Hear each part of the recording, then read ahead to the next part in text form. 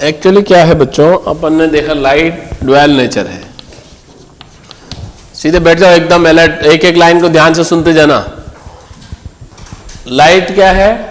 Dwell nature, particle और wave दोनों, ये तो सब जानते हो आप लोग। तो एक्चुअली लाइट की क्या है? ड्वेल नेचर है। क्या होता है बच्चों, इस संसार में, पूरे यूनिवर्स में जो एनर्जी है, क्या है? एनर्जी, वो in the form of electromagnetic wave and matter की फॉर्म में in this universe, in whole universe. जो एनर्जी किस फॉर्म में है? या तो लाइट की फॉर्म में, या जिसको अपन इलेक्ट्रोमैग्नेटिक वेव और लाइट एक ही बात है, एक ही बात है। इलेक्ट्रोमैग्नेटिक वेव पढ़ लिया ना अपन ने, आता है ना तुम्हें अच्छे से? इलेक्ट्रोमैग्नेटिक वेव एंड मैटर की फॉर्म में है। क्या इस संसार में जो भी एनर्जी है वो इलेक्ट्रोमैग्नेटिक वेव और मैटर की फॉर्म में है। Matter means mass.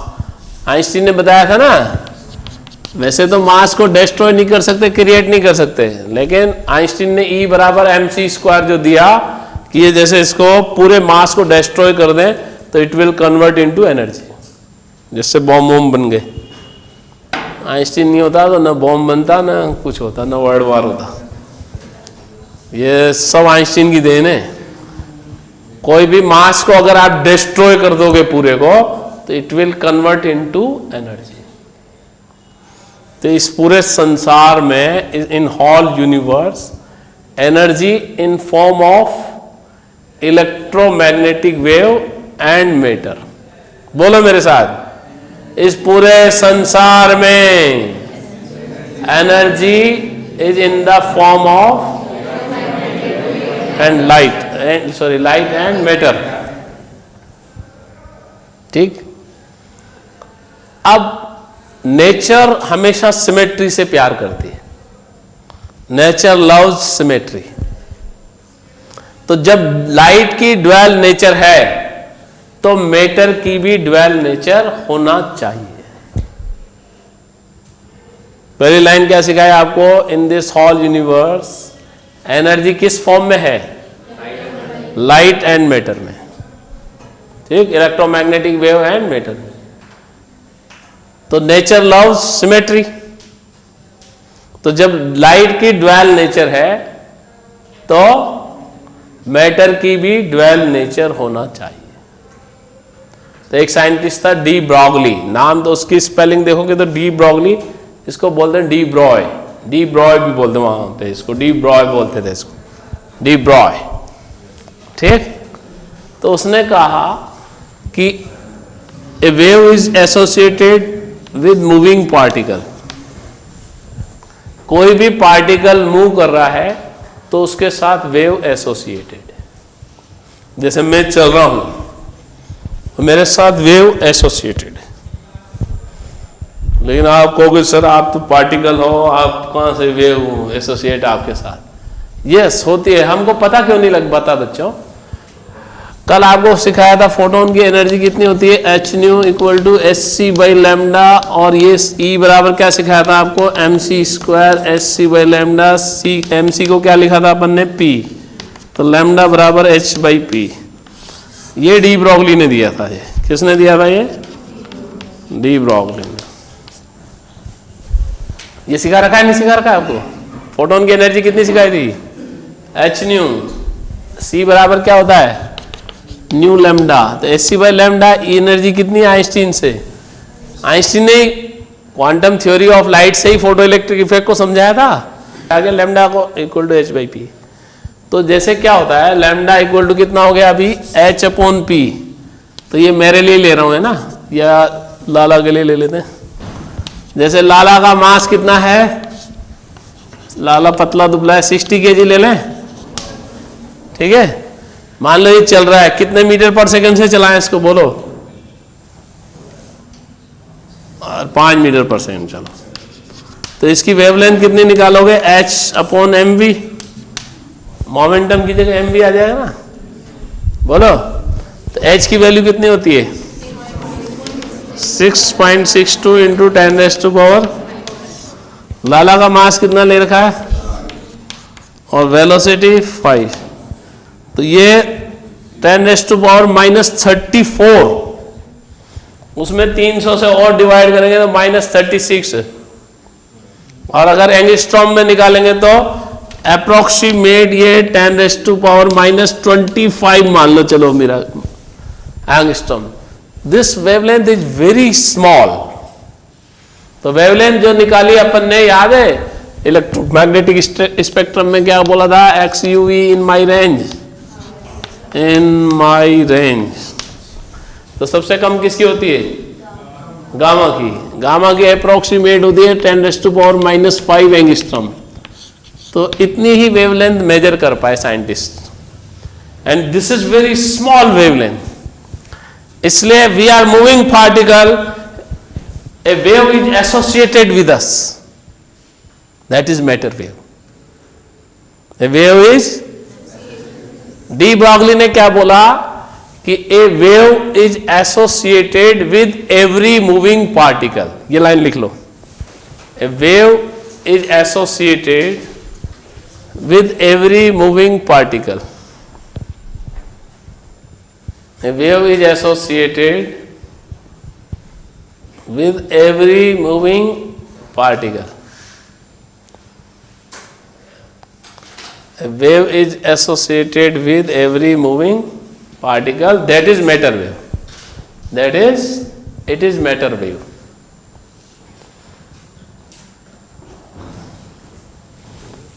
बात समझ में आ रही है आपको? अभी ये wavelength, it is very small wavelength. जैसे अभी मान लो ये इलेक्ट्रॉन होता है, एक इलेक्ट्रॉन के लिए अपन कैलकुलेट करें, ठीक है, इलेक्ट्रॉन की स्पीड बहुत हाई होती है बच्चों, है ना, 10⁵ मीटर पर सेकेंड के आसपास। तो लैम्डा को अगर इलेक्ट्रॉन के लिए निकाले तो h/mv लिखेंगे, हैं?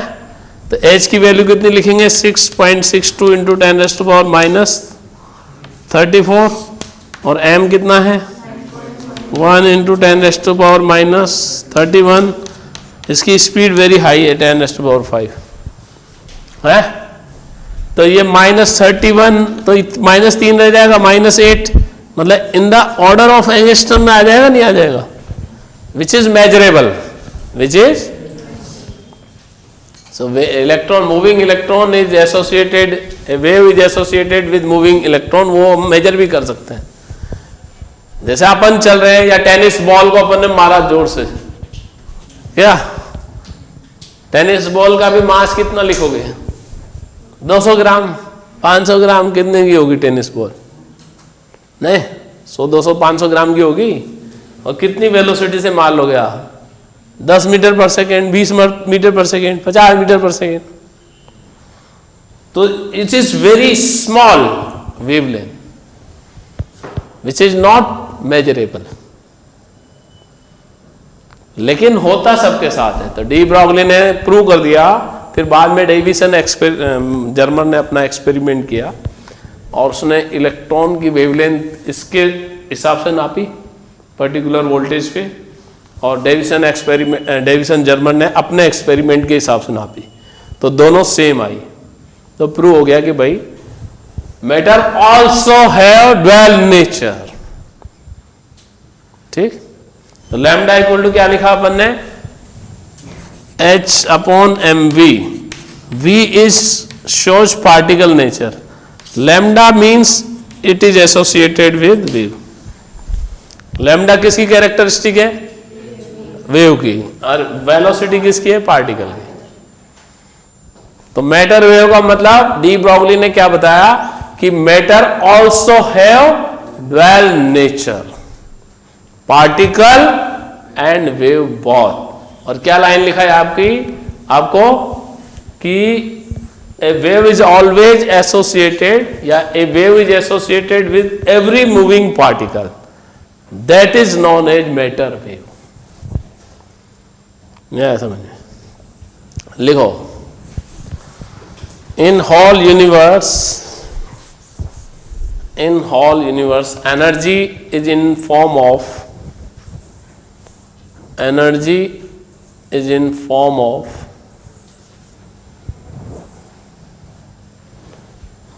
ये लिखो इलेक्ट्रोमैग्नेटिक वेव, ब्रैकेट में लिखो लाइट एंड मैटर,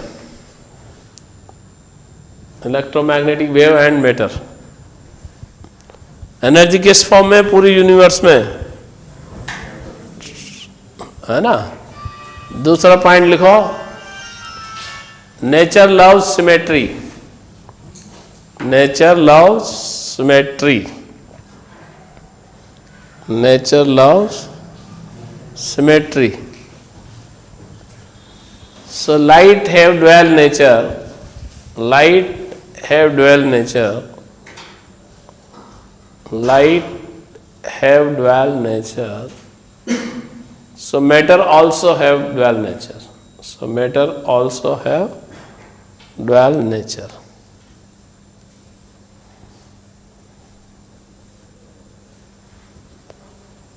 अब लिखो according to de Broglie, according to de Broglie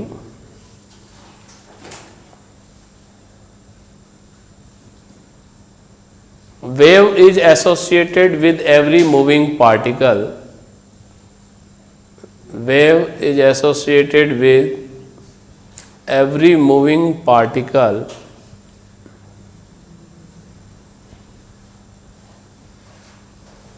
and matter has dual nature, bracket में लिख लेना particle and wave, matter have dual nature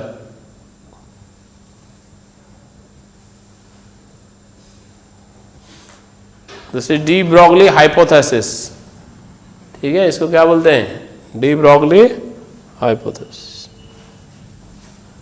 लिखो, and wavelength of moving particle is given by, wavelength of moving particle is given by either it is charge particle और uncharged particle,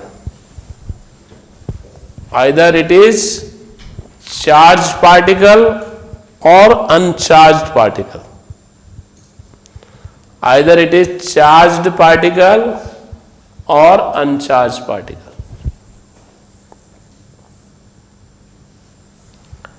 wavelength of moving particle is given by lambda equal to लिखो h by p, this is de Broglie।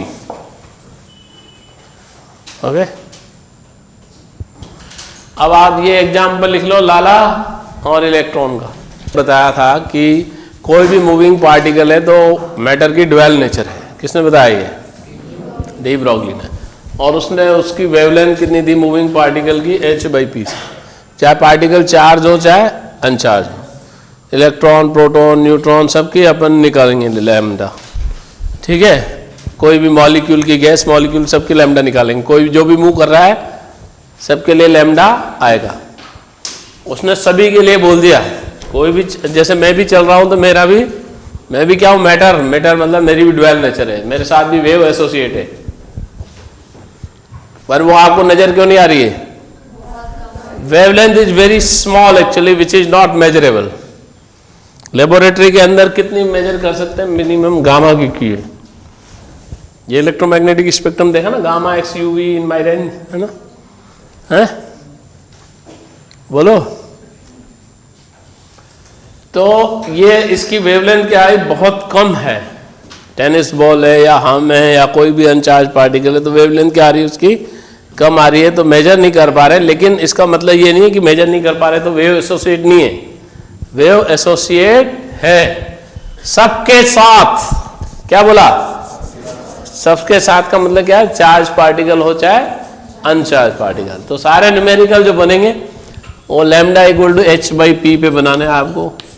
इसको बस तोड़ना मरोड़ना है। किसको, कैसे तोड़ोगे, h mv होता है कि नहीं होता है, जानते हो? काइनेटिक एनर्जी की फॉर्म में लिखें तो फटाफट बताओ, 2me। और एनर्जी को अपन चार्ज इनटू पोटेंशियल डिफरेंस भी लिखते हैं, तो h अपॉन क्या लिख सकोगे, 2mqv। नहीं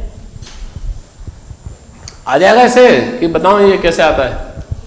काइनेटिक एनर्जी क्या होती है, हाफ mv स्क्वायर मतलब p स्क्वायर बाई 2m।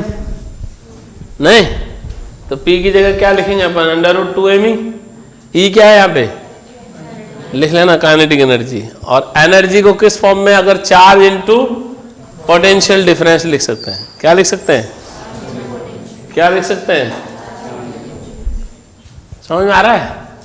अगर पोटेंशियल डिफरेंस देते जैसे इलेक्ट्रॉन के लिए निकालें अपन, तो लैम्डा ये समझ में आया, तो न्यूमेरिकल इस पे बनेंगे। अब जैसे मान लो उसने इलेक्ट्रॉन के लिए निकालना अपन को, किसके लिए? फॉर इलेक्ट्रॉन लैम्डा निकालना है, और ये lambda equal to h upon under root 2m⁴v। ठीक, h की वैल्यू कितनी होती है बच्चों? 6.62 इंटू 10⁻⁻34 लिख दें। m को कितना लिख दें अपन? 9.1 इंटू 10⁻31, और चार्ज कितना लिख दें? 1.62 तो लिखा ही नहीं अपन ने, चलो बाद में लिख दें, है ना? 2 लिख दूं या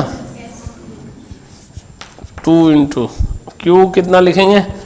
चार्ज इंटू वी। -31 और -19 कितना हो जाएगा? -50, तो -25 हो जाएगा, -9 बच जाएगा ऊपर। यानी कि कैलकुलेट करोगे ना घर जाके तो आपको इतना मिल जाएगा। नीट 2019 वी दिया हुआ था, डायरेक्ट ये भाग लगाना था। ये सवाल नीट 2019 में आया था। इतना पोटेंशियल पता नहीं कितना दिया हुआ था उसमें, है ना? पेपर निकाल ले, है ना? 12.27 वी 100 वोल्ट दिया हुआ था, हाँ, तो 1.27 डायरेक्ट आ जाता। ठीक है,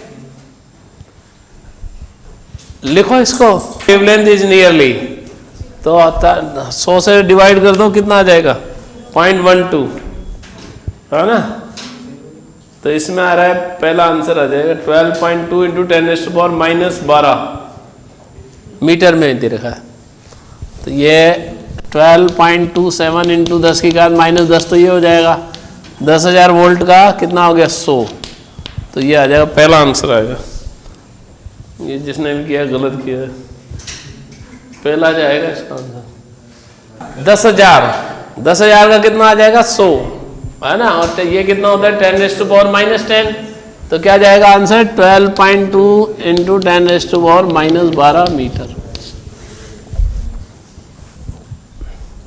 ठीक है, समझ में आ गया? चलो कोई बात नहीं, ये तो इलेक्ट्रॉन के लिए निकाला ना, किसके लिए निकाला? तो लैम्डा इक्वल टू क्या लिखते हो? h/p। p क्या लिखोगे? Momentum, mv। और काइनेटिक एनर्जी, ये E क्या है यहाँ पे, और m क्या है? Mass of particle which is moving, है ना? काइनेटिक एनर्जी भी उसी पार्टिकल की है। और qv क्या है? q charge on particle, v उसके ऊपर कितना पोटेंशियल डिफरेंस लगा के उसको एक्सीलरेट किया गया है, कितना पोटेंशियल डिफरेंस लगा के उसको एक्सीलरेट किया गया। ठीक है, ये तो इलेक्ट्रॉन के लिए आ गया। ठीक, लिख लिया गया। लैम्डा इक्वल टू कितना निकालोगे? h upon under root 2m⁴v। Okay, तो h की वैल्यू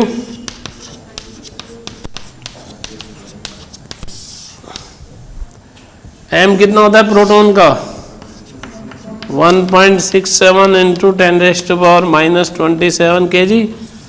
बोलो बच्चों, q कितना होता है?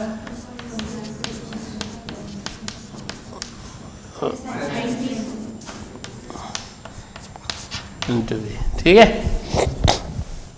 अब ये इसको आप सॉल्व करके देखोगे तो 0.286 अपॉन अंडर रूट दिया जाए।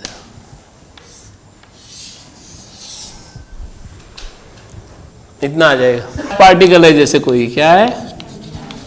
अनचार्ज पार्टिकल। केटीजी पढ़ाई थी मैंने, याद है? काइनेटिक थ्योरी ऑफ गैसेस भूल गए? कितनी एनर्जी है बता दो फिर। Very good, very good, very good. अरे यार, एनर्जी कितनी लिख देंगे? 3/2 kT। तो लैम्डा कितना हो जाएगा? h अपॉन अनचार्ज पार्टिकल के लिए 2me। e की जगह कितना लिख दोगे? 3/2 kT। तो कितना हो जाएगा ये? 3 small m kT। Small m क्या है? Mass of particle. अगर जैसे हाइड्रोजन मॉलिक्यूल है तो उसका मास कैसे निकालोगे बताओ? हाँ, मॉलिक्यूल, हाइड्रोजन मॉलिक्यूल मैंने सिखाया तुम्हें केटीजी में अच्छे से, है? इतना अच्छे से सिखाया था कि किसी भी एक मॉलिक्यूल का मास निकालना हो तो मॉलिक्यूलर वेट में अवोगाड्रो नंबर से डिवाइड करना। सब भूल भाल गए सब। केटीजी को आज घर जाके अच्छे से पढ़ना। सुनो, मॉलिक्यूलर वेट क्या होता है? मास ऑफ 1 मोल ऑफ गैस, मैंने लिखा रखा है तुम्हारी नोट्स में भी, मास ऑफ, और अवोगाड्रो नंबर क्या होता है? Number of molecule in 1 mole of gas. सब अच्छे से सिखा भी रखे हैं, लिखा भी रखा है, लेकिन याद कहाँ रहे? देख लो आप, मॉलिक्यूलर वेट किसको बोलते हैं? Mass of 1 mole of gas. वापस लिख लो, mass of 1 mole of gas is known as molecular weight of gas. Mass of 1 mole of gas, mass of 1 mole of gas. और एवोगाड्रो नंबर किसको बोलते हैं? Number of molecules in 1 mole of gas. ये भी लिख लो, number of molecules in 1 mole of gas. KTG मैंने जब स्टार्ट किया था ना तो बहुत छोटी छोटी सी चीजें ही अपन ने बहुत ढंग से समझी थी। याद करो वो दिन, 3 महीने पहले का दिन। हाँ, इधर देख लो, मॉलिक्यूलर वेट किसको बोलते हैं? Mass of 1 mole of gas. और Na किसको बोलते हैं? Avogadro number, number of molecules in 1 mole of gas. Okay, अब एक मॉलिक्यूल का मास स्मॉल m है, क्या बोला? तो उसमें नंबर ऑफ मॉलिक्यूल्स कितने? Na बराबर क्या लिखोगे? mw। ये लाइन भी लिखा रखी है आपको, लिखा रखे नहीं लिखा रखे? तो किसी भी गैस के एक मॉलिक्यूल का मास निकालना हो बच्चों, तो उसके मॉलिक्यूलर वेट में अवोगाड्रो से डिवाइड कर दिया करो, ठीक है? इसकी यूनिट क्या होगी? मॉलिक्यूलर वेट कैसे डिफाइन किया? मास ऑफ 1 मोल ऑफ गैस। तो मॉलिक्यूलर वेट को किस में लिखते हैं अपन? ग्राम या किलोग्राम पर मोल। क्या लिखते हैं? या किलोग्राम पर मोल। इसको क्या लिखेंगे? पर मोल, क्योंकि एक मोल गैस में नंबर ऑफ मॉलिक्यूल्स, तो मोल मोल कट जाएगा, किस में रह जाएगा? ये ग्राम में। अगर इसको आप ग्राम में लिखते हो तो, जैसे हाइड्रोजन का निकालना है तो हाइड्रोजन का लिखा 2/6.02 इंटू 10⁻23। अवोगाड्रो नंबर इतना होता है ना, 6.02 इंटू 10⁻23। ये तो आता है, तो किस में आएगा? ये ग्राम में, क्योंकि आपने हाइड्रोजन के एक मॉलिक्यूल का मास, हाइड्रोजन के, तो हाइड्रोजन का मॉलिक्यूलर वेट कितना होता है? 2, और एवोगाड्रो नंबर इतना, तो इतने ग्राम। ग्राम में क्यों आया? क्योंकि इसकी यूनिट ग्राम पर मोल, इसकी यूनिट पर मोल, पर मोल कैंसिल। केटीजी पढ़ लेना, है ना? नोट शुरू के पहले पेज पे ये सारी चीजें लिखी हुई है। किस पे? पहले पेज पे। जैसे ऑक्सीजन, हीलियम का निकालना है मास एक मॉलिक्यूल का, बताओ? 4/this Na। ठीक है, Na लिख दोगे? ये ग्राम में आएगा किलोग्राम में? ग्राम में क्यों आ रहा है? क्योंकि 4 ग्राम लिखा ना आपने। मॉलिक्यूलर वेट किस में रखा आपने? ग्राम में, तो मास भी कितने जाएगा? ग्राम में। समझ गए? है? ये इसलिए बता रहा हूं क्योंकि ऐसे न्यूमेरिकल मिलेंगे आपको। डीपीपी लाया हो ना? डीपीपी लाओ, 2 सवाल करते हैं, 2-4 लिख लो पहले इसको। स्मॉल m क्या है? Mass of particle. अब हाइड्रोजन गैस मॉलिक्यूल दे दिया तो हाइड्रोजन गैस मॉलिक्यूल का मास हो जाएगा ये। के क्या है? Boltzmann constant. वो क्या होता है? R/Na, ये होता है। और ये कितना आएगा? 1.38 इंटू 10⁻⁻23 आता ना? ठीक है, यूनिट बताओ, यूनिट बताओ इसकी। चलो, जूल पर एम्पियर है, केल्विन, जूल पर केल्विन। एम्पियर क्या, करंट इलेक्ट्रिसिटी कहां से आ जाएगी यहाँ? ओके ओके चलो। आर क्या है? Universal gas constant. देखो मैं सिखाता हूँ यूनिट। पीवी बराबर एनआरटी, सब बच्चे जानते हो नहीं जानते हो, केमिस्ट्री में पढ़ते हो आइडियल गैस इक्वेशन। इधर देखो, पीवी क्या है? प्रेशर इनटू वॉल्यूम, तो ये जूल है, क्या है? PDV work done in thermodynamic. PDV नहीं निकाला तुमने? तो उसकी यूनिट क्या लिखी थी वर्क डन की? थर्मोडायनेमिक्स पढ़ी नहीं पढ़ी? पीडीवी जूल, जूल पर मोल केल्विन। एन की यूनिट क्या है? एन क्या है? Number of moles. टी क्या है? टेम्परेचर को हमेशा किस में लिखना है? केल्विन में। तो आर की यूनिट क्या होगी? जूल पर मोल केल्विन। और एन की यूनिट पर मोल, तो क्या रह जाएगा? जूल पर केल्विन। डायमेंशन ml2T-2, थीटा -1 भी लिख सकते हो, K-1 भी लिख सकते हो, ठीक है? ऐसे बैठ के कोई भी फिजिकल क्वांटिटी मिले तो ऐसे कर लिया करो कभी कभी। एक दो क्वेश्चन ऐसा आएगा, एक दो क्वेश्चन नीट में ऐसा आएगा, जरूर आएगा, याद रख लेना। तुम सोचो इस चक्कर मत रह जाना कि डायमेंशन नहीं पूछेगा। डायमेंशन का वेव का कोई भी फॉर्म, मतलब कोई भी न्यूमेरिकल हो, क्या बोला मैंने? कोई भी न्यूमेरिकल हो, किससे हो जाएगा? Lambda equal to h/p।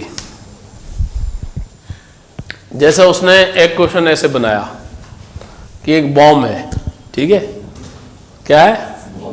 इसके दो टुकड़ों में ब्लास्ट हो गया, रखा हुआ था बॉम्ब, तो रखा हुआ ही रहेगा, नहीं?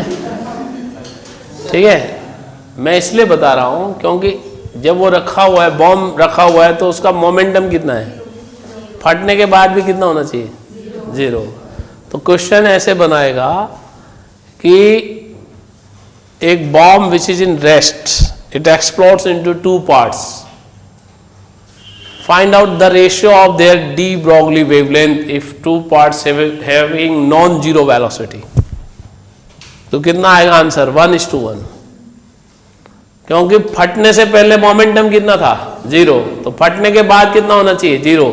तो दोनों मोमेंटम उनका इक्वल एंड अपोजिट है, इक्वल एंड, तो मोमेंटम सेम है, तो एक तो प्लैंक कांस्टेंट है, तो लैम्डा क्या होगी उनकी? बराबर। तो रेशियो क्या आएगा लैम्डा का? 1:1। न्याय समझ में आओ है? एक जैसे बॉम्ब रखा हुआ है, क्वेश्चन बच्चा सोचे बॉम्ब कहां, तो वो कॉलिजन वाला चैप्टर जिसमें कंजर्वेशन ऑफ मोमेंटम अपन ने पढ़ा, बॉम्ब को 3 टुकड़ों में भी बांटा था ना अपन ने, भूल गए सब? भूलोगे नहीं तो 180 में से 180 है, भूल जाओगे तो भगवान मालिक है, नहीं?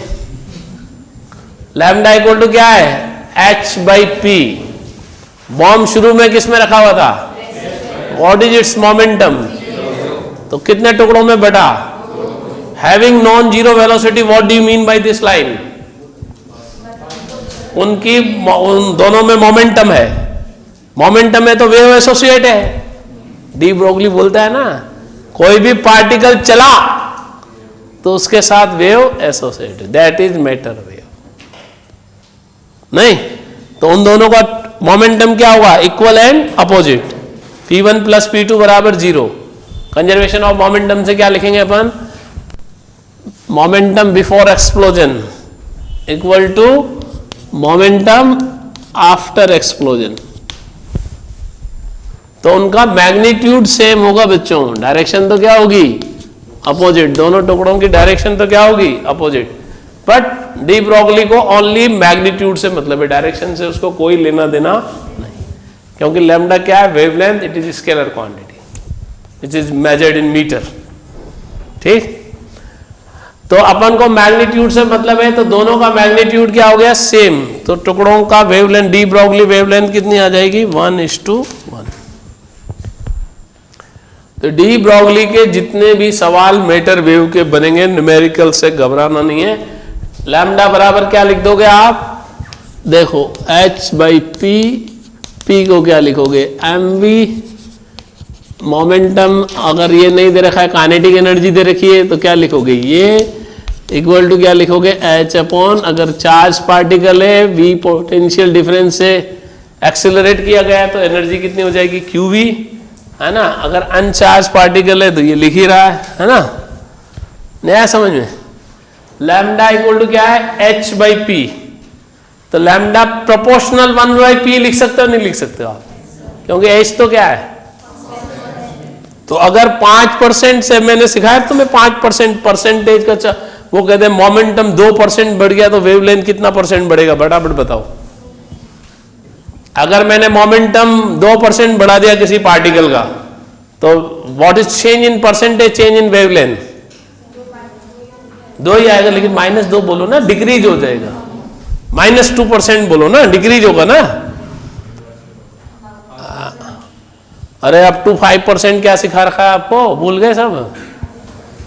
लैम्डा प्रोपोर्शनल 1 बाई पी है कि नहीं है यहाँ पे। तो delta lambda upon lambda equal to क्या लिख सकते हो, minus delta P by P. कब तक लगाओगे ये, 5% से ज्यादा हो फिर क्या करोगे, final minus initial upon initial.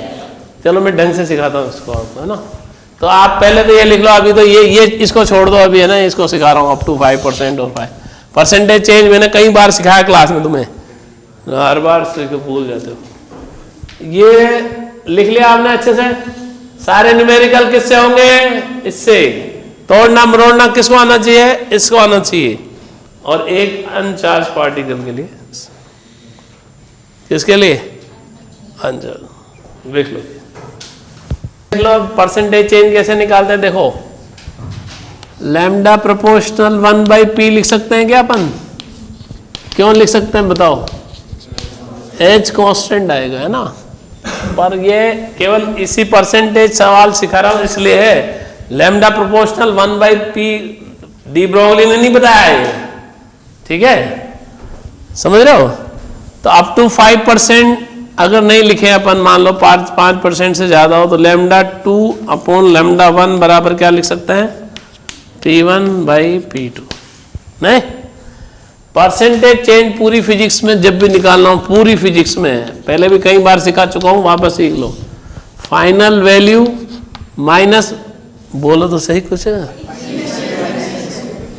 Minus initial value divided by into final value minus, हाँ। तो फाइनल वैल्यू माइनस इनिशियल कब आएगा, जब दोनों तरफ -1 कर देंगे, ठीक है। तो lambda 2 minus lambda 1 upon lambda 1 equal to P1 minus P2 upon P2 into 100 कर देंगे। तो ये final value minus initial upon initial, this is percentage change in lambda. जैसे उसने कहा मोमेंटम 20% इंक्रीज कर दिया, तो वेवलेंथ कितना परसेंट इंक्रीज हो जाएगा, हाँ डिक्रीज हो जाएगा। इंक्रीज तो हो ही नहीं सकता, क्या होगा, डिक्रीज। तो P1 कितना दिया हुआ अपन को, P, और ये कितना परसेंट इंक्रीज कर दिया, 20%, डिवाइडेड बाई 1.2 P का आएगा, P2 आएगा ना। 20% बढ़ाया तो P1 कितना है, हाथी के बराबर। P मान लिया ना, P2 कितना हो गया, कैसे पता लगा, 20% इंक्रीज तो 1.2 P होगा। तो P1 कितना है, P ये कितना हो गया, 1.2 P।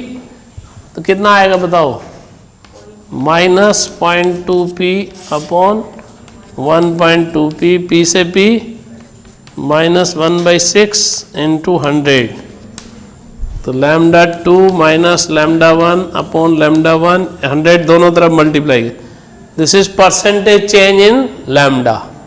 कितना आ गई है, -16 पॉइंट, है ना, 6 है, कितना percent decrease, negative sign shows decrease in wavelength, इतना परसेंट कम हो गया।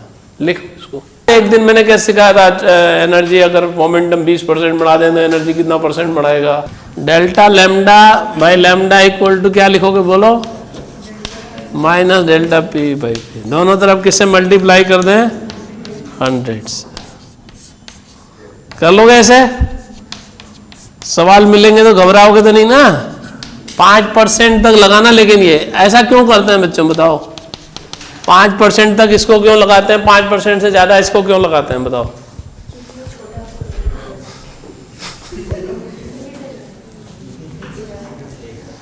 इधर समझो, इससे ये दिस इज एक्यूरेट। क्या है ये? इससे जो भी आंसर आएगा final minus initial upon initial into 100, this is accurate method. लेकिन 5% तक अपन इसको इसलिए लगाते हैं, दिस इज अप्रोक्सीमेट आंसर। यहां पे लिखो अप्रोक्सीमेट आंसर। क्या है ये? अप्रोक्सीमेट। क्या आता है? अप्रोक्सीमेट।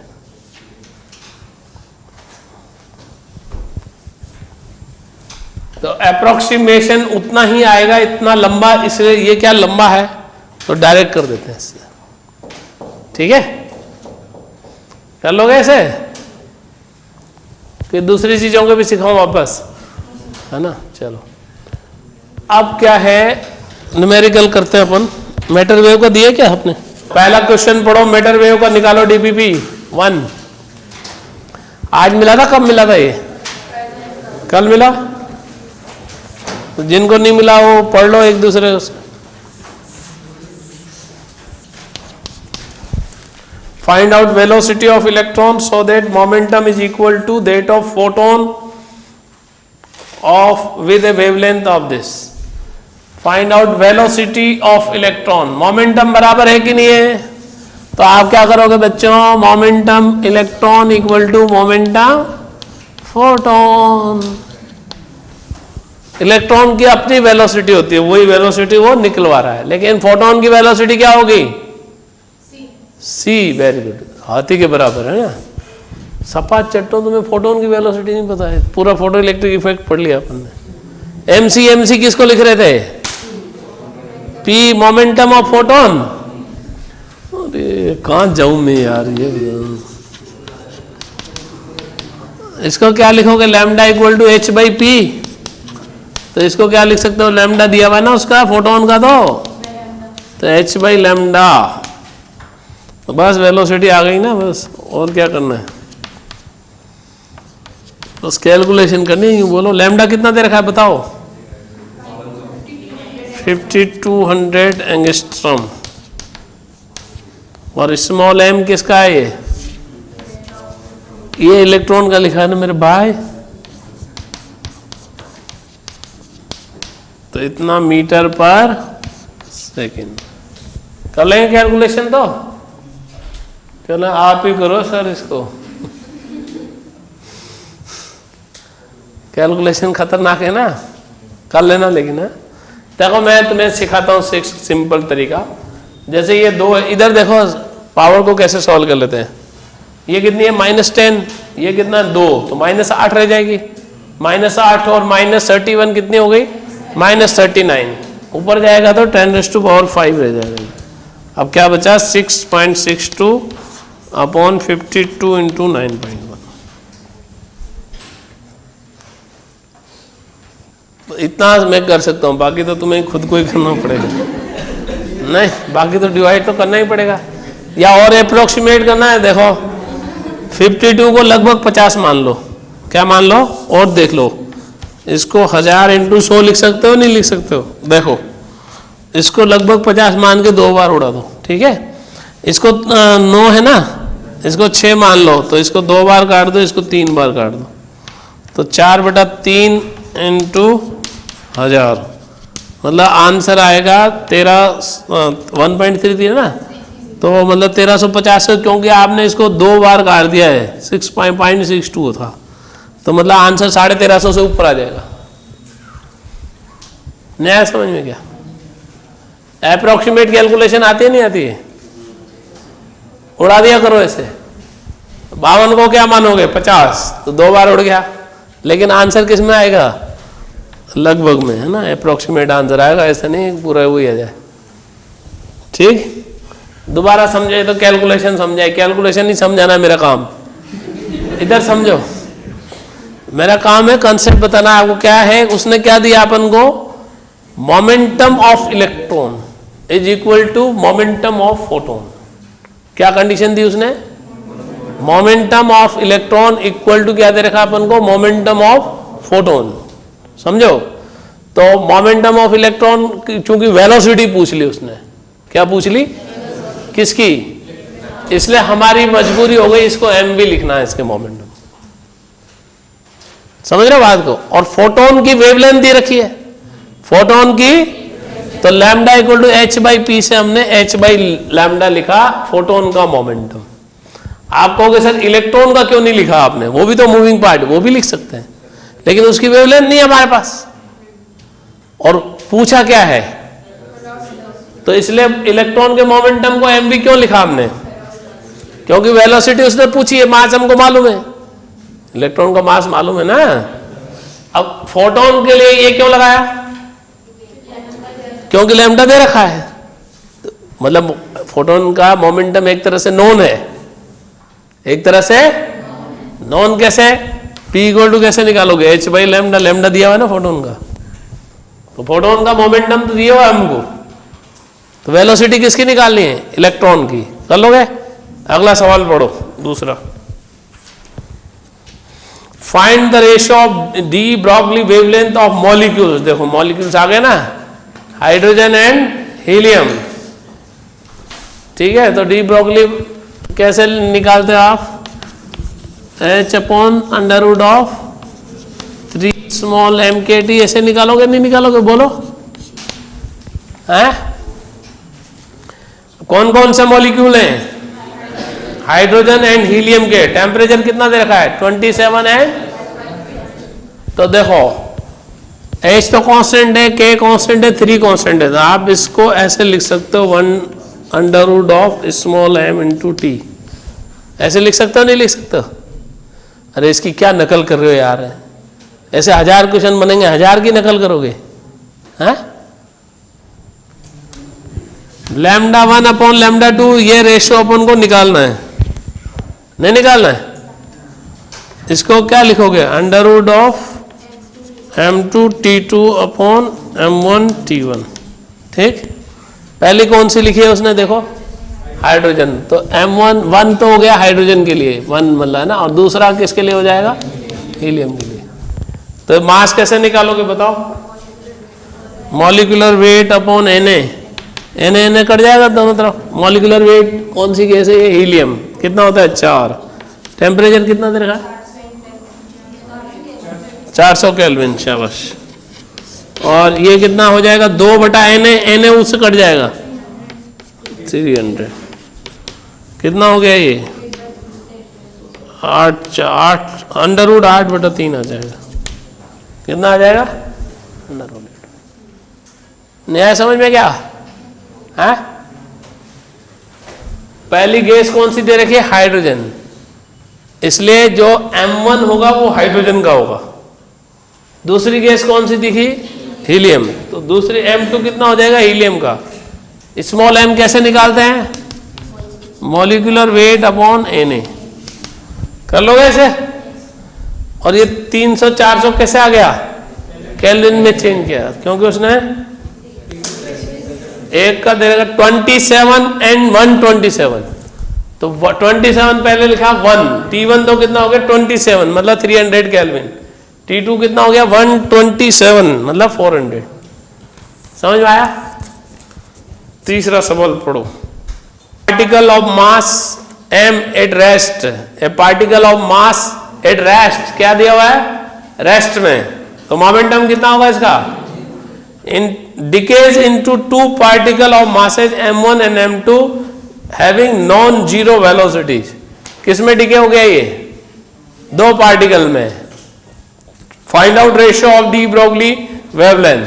तो कंजर्वेशन ऑफ मोमेंटम लगा करके पहले मोमेंटम कितना था? 0, बाद में भी कितना होगा? 0। तो दोनों पार्टिकल का मोमेंटम मैग्नीट्यूड में बराबर होगा, डायरेक्शन अपोजिट होगा। तो lambda equal to H by P, P same है, तो लैम्डा 1 अपॉन लैम्डा 2 कितना आएगा? 1:1। This is the answer. जैसे बॉम्ब का बताया था ना, तो मैं आपको ये पढ़ाऊंगा। रेडियो एक्टिविटी कल चालू कर देंगे अपन, क्या? तो रेडियो एक्टिविटी में आपको सिखाएंगे कि जो रेडियो एक्टिव है वो दैट इज कंजर्वेशन, मोमेंटम हमेशा कंजर्व रहता है उसमें, है ना। तो फोर्थ क्वेश्चन देखो, कौन सा फोर्थ देखो, D Broglie wavelength of electron accelerated bye potential V is lambda. Lambda क्या दे रखा है? तो अभी क्या सिखाया था आपको, इलेक्ट्रॉन के लिए कितना सिखाया था बताओ? 12.7 अपॉन √V, इतने एंगस्ट्रॉम, यही है ना? बोलो फिर क्या कह रहा है वो, what will be the de Broglie wavelength of electron which is accelerated by 4V potential. कितना दे दिया पोटेंशियल? तो लैम्डा निकालना है, इसको लैम्डा 1 मान लो। अभी पोटेंशियल कितना कर दिया बच्चों? 4V। तो 4V का अंडर रूट कितना होता है? 2। 4 का अंडर रूट 2 है ना, तो 12.27 अपॉन 2 √V लिख सकते हैं कि नहीं लिख सकते हैं? तो इसकी जगह क्या लिख देंगे? लैम्डा। तो आंसर क्या जाएगा? λ/2। कठिन लगा ये? पहले पोटेंशियल भी है तो कितना दे रखा था वेवलेंथ? लैम्डा। अभी पोटेंशियल कितना कर दिया? 4V। तो 4 का अंडर रूट 2, इसको वापस क्या लिख दिया हमने? लैम्डा। तुम्हें समझ में आ रहा है? अगला सवाल देखो, question number 5। 2 electron microscope to produce electron of wavelength 0.6 angstrom. Lambda कितना दे रखा है? 0.6 लिख देना, V निकाल लेना है। सिंपल लल्लू सवाल है, ठीक है? कर लो कैसे? 7वां बताऊं? हो गया? सारे हो गए क्या? से डी ब्रॉगली फॉर्मूले से ये आई थी ना इलेक्ट्रॉन के लिए। किसके लिए? अरे इलेक्ट्रॉन के लिए मेरे भाई, अभी तो निकालिए ये।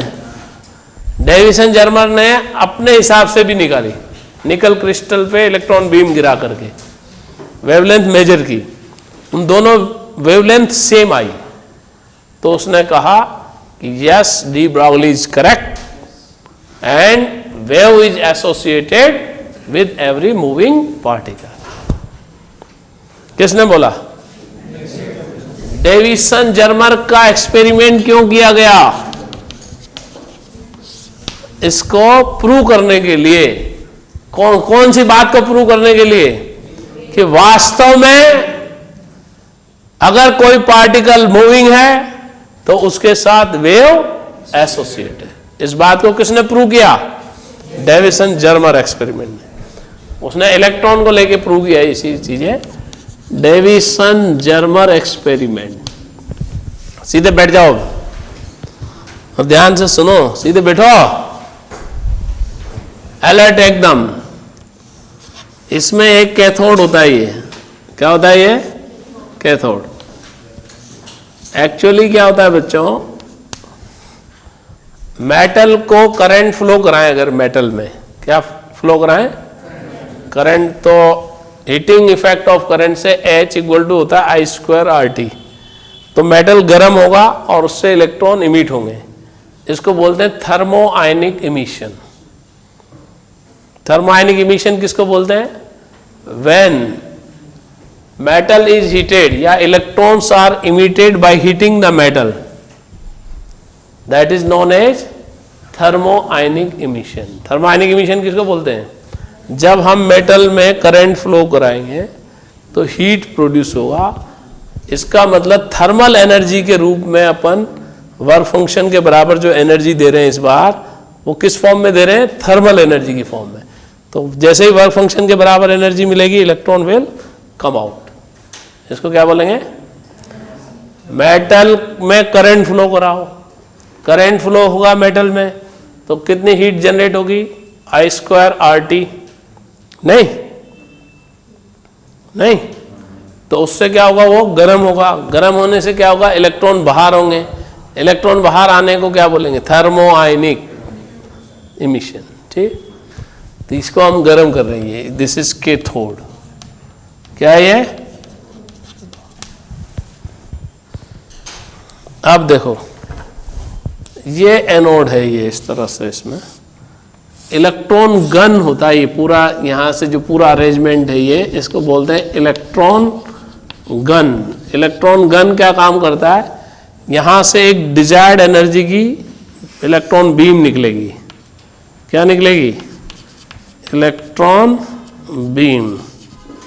इस पे हमने पोटेंशियल अप्लाई कर दिया। ये कैथोड है, इसको नेगेटिव, ये एनोड है, इसको पॉजिटिव देंगे। This is variable potential applied to accelerate the electron,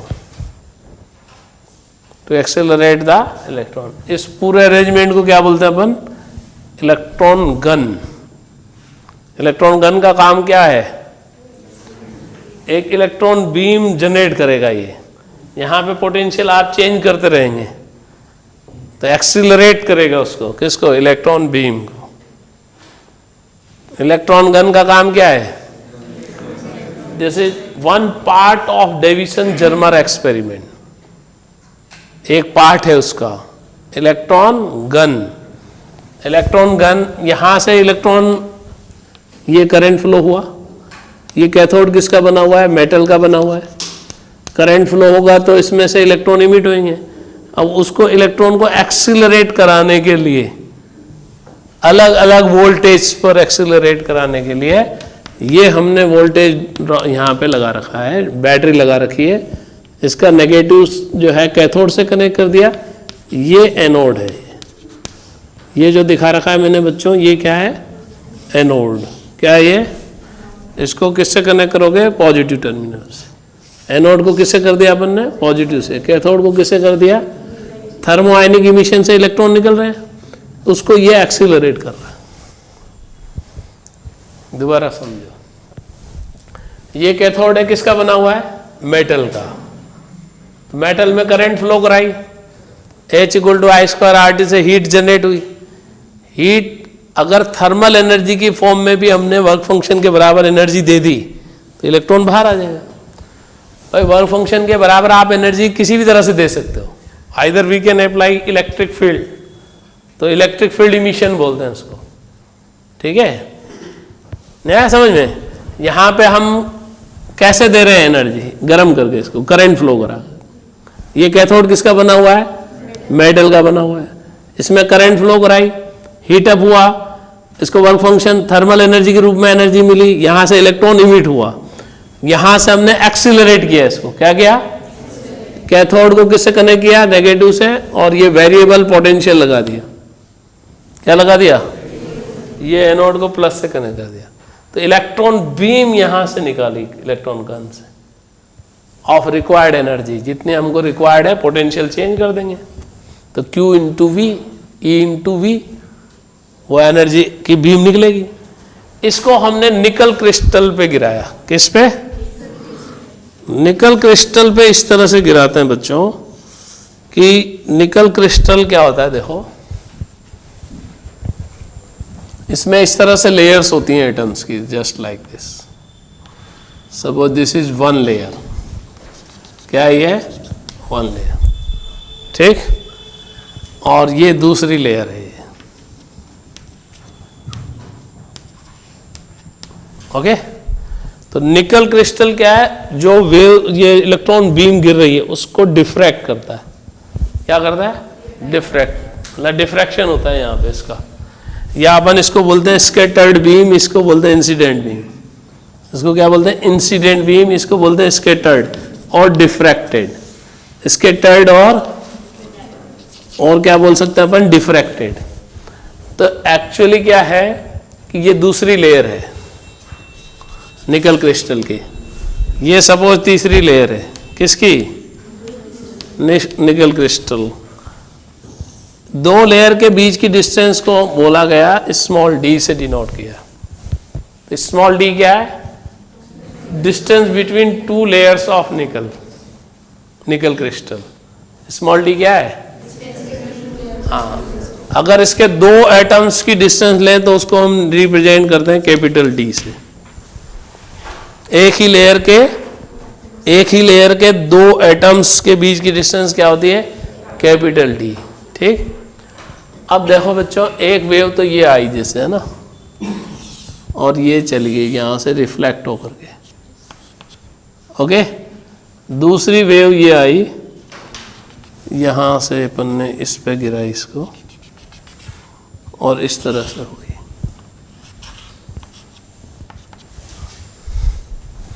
तो एक्चुअली क्या है, जब यहाँ से वेव गिरती हैं अलग अलग, कोशिश ये करते हैं इस निकल क्रिस्टल को इस तरह से रखा जाता है यहाँ पे कि ये वाला एंगल और ये वाला एंगल सेम बने। इसको बोलते हैं ग्लैंसिंग एंगल। क्या बोलते हैं? और इलेक्ट्रॉन बीम और स्कैटर्ड बीम के बीच में जो एंगल बनता है उसको बोलते हैं phi. Diffraction, angle of diffraction. Phi को क्या बोलते हैं? और थीटा को क्या बोलते हैं? Glancing angle. कोशिश बीम इस तरह से, ये क्या है, रोटेटिंग होता है ये। जैसे यहाँ पे एक डिटेक्टर लगा रहेगा जो डिटेक्ट करेगा इलेक्ट्रॉन बीम आने वाली को, इसको बोलते हैं डिटेक्टर। ठीक है, तो ये रोटेट कर सकते हैं अपन दोनों को। तो इस तरह से रोटेट करते हैं कि ये जो बीम गिरे और ये जो वापस यहां से स्कैटर्ड हो, तो ये दोनों एंगल बराबर हो। बराबर एंगल पे गिरा करके ही मेजरमेंट किए गए। क्या बोला? मतलब गिरा के नहीं, गिरेगी तो ये स्कैटर्ड, यहां से स्कैटर मतलब डिफ्रैक्ट हो रही है रे, क्या हो रही है ये? डिफ्रैक्ट और इंसिडेंट। तो ये दोनों कितना होना चाहिए? बराबर होना चाहिए। तो ये टोटल एंगल कितना होता है बताओ? 180। तो 180 किसको लिखोगे? थीटा प्लस फाई बराबर कितना लिखोगे? 180 डिग्री। तो 2 theta plus phi equal to कितना हो जाएगा? 180 डिग्री। ये काम आएगा अपने को बहुत। आया समझ? 180 कैसे हुआ ये? भाई पूरा एंगल कितना होगा? वापस बना देता हूं यहाँ पे डायग्राम। अरे तुम लोगों को जल्दी है भागने की, है ना? दोबारा कल तो पढ़ाऊंगा इसको, लेकिन अभी भी पूरा पढ़ाऊंगा क्योंकि तुम्हें कौन सा समझ में आ ही जाएगा। ये एंगल और ये एंगल दोनों क्या हैं? ये इस तरह से अरेंज करते हैं अपन, रोटेट करके इस तरह से अरेंज करते हैं कि इंसिडेंट बीम और स्कैटर्ड बीम या डिफ्रैक्टेड बीम जो है ये बराबर हो। तो इसको बोलते हैं ग्लैंसिंग एंगल। क्या बोलते हैं? और ये क्या कहलाता है? Angle of diffraction. ये क्या है? इसमें कोई कंसेप्ट नहीं है। जो डेविसन जर्मन ने किया ना, वो आपके सामने पेश किया जा रहा है। ठीक है, किसने किया? हाँ, तो ये टोटल एंगल कितना होगा बताओ? 180। तो ऐसे लिख सकते हैं अपन, है? तो फाई क्या है? Angle of diffraction. और थीटा क्या है? ग्लैंसिंग। शाबाश। तो यहां से इंटेंसिटी मेजर की। तो एक्चुअली क्या है, ये वेव्स जो है ना, इनको इसमें क्या होता है? ब्रैग्स लॉ लगता है। क्या लगता है? तो ब्रैग्स लॉ ने अलग एक्सपेरिमेंट किया है। ये ब्रैग्स लॉ इसमें अप्लाई होगा, उसको इसने यूज किया, है ना? ब्रैग्स लॉ ये होता है कि जैसे इसमें पार्ट डिफरेंस देखा उसने निकल क्रिस्टल पे, तो that path difference is integral multiple of lambda. This is Bragg's law. Path difference between waves is integral multiple of lambda. उसको क्या बोलते हैं अपन? ब्रैग्स लॉ को यूज लिया उसने। जो निकल क्रिस्टल है ना, क्या है निकल क्रिस्टल, क्या काम में लिया? अब पार्ट डिफरेंस कैसे निकालेंगे देखो। इसको मैं लिख देता हूं ABC। ओके, ये दूसरी वेव है, ये वाली देखो, जो दूसरे उससे सरफेस से टकरा के निकली। क्या? ओके, तो पार्ट डिफरेंस, इसको मैंने ABC लिखा, इसको मैं लिख देता हूं DEF। ओके, तो दोनों वेव्स में पार्ट डिफरेंस कोई बता सकता है मेरे को? DE plus EF minus AB plus BC। आता पार्ट डिफरेंस? पार्ट डिफरेंस का मतलब पाथ का डिफरेंस। जैसे एक पार्टिकल चला 5 मीटर, दूसरा पार्टिकल 3 मीटर चला, पार्ट डिफरेंस कितना हो गया? 2 मीटर। पार्ट डिफरेंस का मतलब कोई हाथी घोड़ा नहीं है। क्या है? पाथ का डिफरेंस। भाई तू कितना चली, तू कितना चली, कौन कितना चली? ये वेव कितना चली, A B plus B C चली ना, ये कल लिख लेना ना आप ना। और ये वेव कितना चली, डी प्लस ये, समझ लो है तो कल वापस पढ़ाऊंगा, चिंता मत करो, ठीक है। मुझे पता है तुम्हें जाना है, अभी लिख भी नहीं पाओगे पहले, लेकिन समझ तो लो। A B plus B C यही चलेगा, कौन, ये वाली वेव इतना चली ना बच्चों, ये कितना चली, तो पावर डिफरेंस कितना निकालोगे, ओके। अब देखो ये जो थीटा गिराया है ना अपन ने, ये एंगल थीटा है बच्चों, ओके ठीक। अब यहां से मैं एक परपेंडिकुलर खींच रहा हूं, परपेंडिकुलर खींच दिया ताकि ए बी और ये इसका A B C D E F G G, ठीक। ये ए बी और डी जी बराबर है, तुम्हें समझ में आ रहा होगा, नहीं आ रहा तो कल समझेंगे। ये कितना है, ये एंगल कितना होगा, बस छोड़ रहा हूं, बस मेरे को पता है तुम्हारे से बैठा जाएगा नहीं, कोर्स तो अगले जन्म में करना है ना। ये थीटा है, ये कितना होगा, तो ये कितना हो जाएगा, ये डिस्टेंस कितनी है, डी, तो ये कितना आएगा, डी साइन थीटा। इसी तरह से डी साइन थीटा इधर, तो पावर डिफरेंस कितना आ गया, 2d sine theta, 2d sine theta बराबर एन लैम्डा, ठीक। अब फर्स्ट डिफ्रैक्शन के लिए उसने मेजर किया, किसके लिए, तो n इक्वल टू कितना लिख देंगे, 1, है ना। और ये मेजर किया अलग अलग वोल्टेज लगा करके, अलग अलग 44, 48, तो 54 वोल्ट पे, कितने वोल्ट पे, कितने वोल्ट पे, 54 वोल्ट पे we will get maximum intensity when we draw the graph between intensity and diffraction angle. तो अपन को 54 पे क्या मिली एंगल, ये फाई की वैल्यू आई 50 डिग्री, फाई की वैल्यू कितनी मेजर की गई, और वोल्टेज कितना लगाया 54 वोल्ट, और एंगल डिफ्रैक्शन एंगल कितना रखा उसने 50 डिग्री। तो हमको क्या मिली, मैक्सिमम इंटेंसिटी, मैक्सिमम इंटेंसिटी मिली।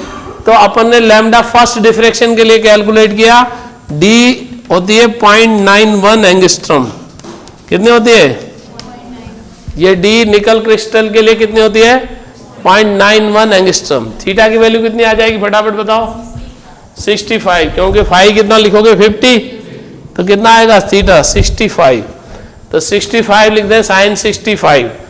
और हमने रखा पहले के लिए, तो लैम्डा यहां से अप्रोक्सीमेट आएगा 1.66 एंगस्ट्रॉम, ठीक है। और यहां पे V कितना लिखोगे 54 वोल्ट, तो 54 वोल्ट रखा, तो ये अप्रोक्सीमेट आएगा 1.65 एंगस्ट्रॉम। तो ये दोनों वेवलेंथ क्या आ गई, बराबर आ गई, तो प्रूव हो गया।